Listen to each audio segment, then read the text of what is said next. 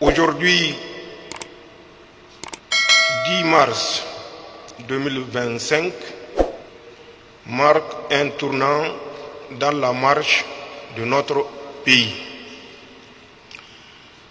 C'est une étape d'une marche qui a commencé en 2023 à Agadez avec le lancement officiel au niveau régional des travaux de l'assise ou des assises qui se sont déroulées du 19 au 20 du mois de février 2025.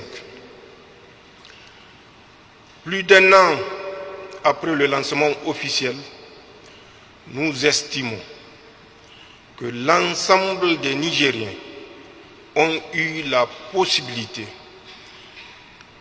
de participer au débat au moment où il se déroulait, soit au centre de conférence Mahatma Gandhi ou au palais des congrès.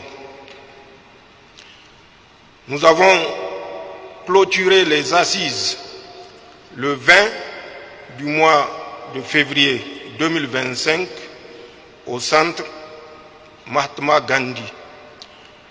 Et lors de mon allocution, j'avais dit que ceux qui n'ont pas eu encore la possibilité de participer peuvent le faire dans les 3 semaines à venir.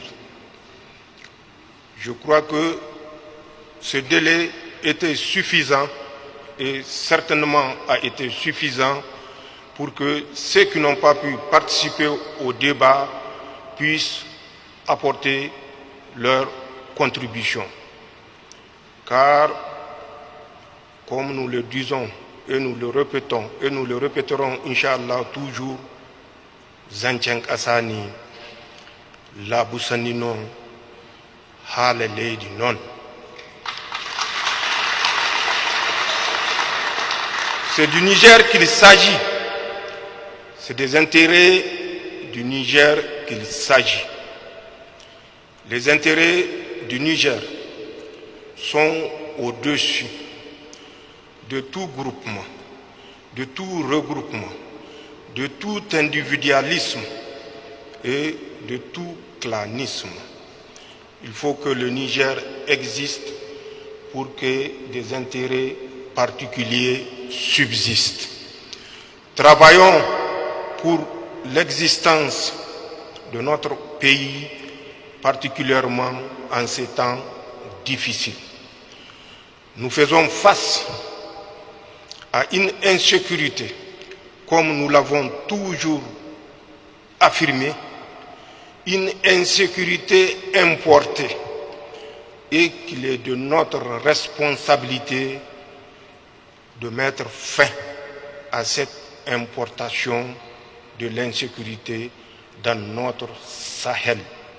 Que notre Sahel soit désormais un espace de prospérité et plus de prospérité pour l'ensemble des peuples qui y vivent plutôt qu'un espace d'insécurité, et qui dit insécurité dit misère, dit perte en vie humaine inutile. Inutile parce que les intérêts défendus à travers cette insécurité ne sont pas des intérêts nationaux, qu'il s'agisse du Mali, du Burkina ou du Niger. Je ne terminerai pas certainement sans remercier l'honorable chef de canton de Sinder qui a conduit ce travail de main de maître.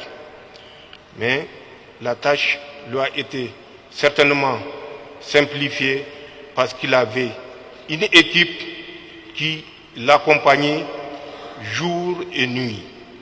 Cette équipe ayant travaillé sur le fondement d'un comité préparatoire des assises qui elle-même a bénéficié du soutien de l'ensemble du peuple nigérien.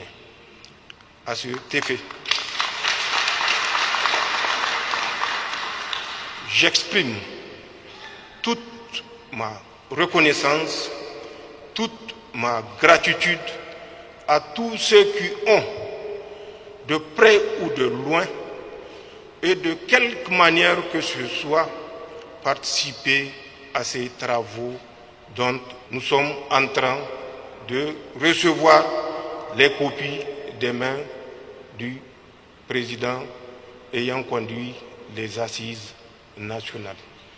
Merci, honorable.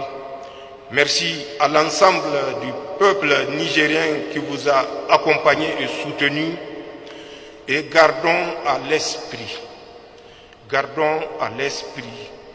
que ce n'est plus le moment de rancœur, de division, d'adversité stérile. Tout ce que nous devons faire doit s'inscrire dans la défense et la préservation des intérêts du Niger. Le Niger, sans lequel nous n'aurons pas de raison d'être.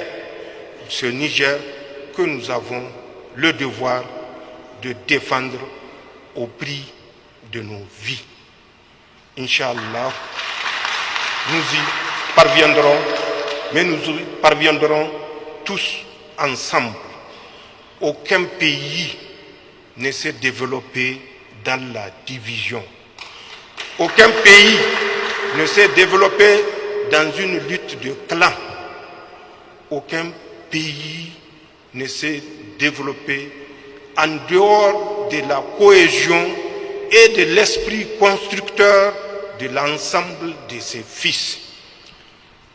Chers invités, c'est cet esprit auquel je vous invite à y adhérer et au-delà de vous, j'invite l'ensemble du peuple nigérien à apprendre dorénavant à se pardonner et à oublier.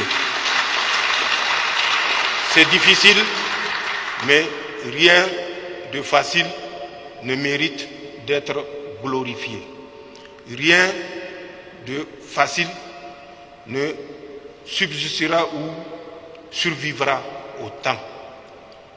Construisons à travers la difficulté, mais avec un dévouement pour servir notre pays, notre patrie, notre confédération. Zancen ƙasa ne, labu sanni no, halalle di non. Miyatti sanni. Merci à vous.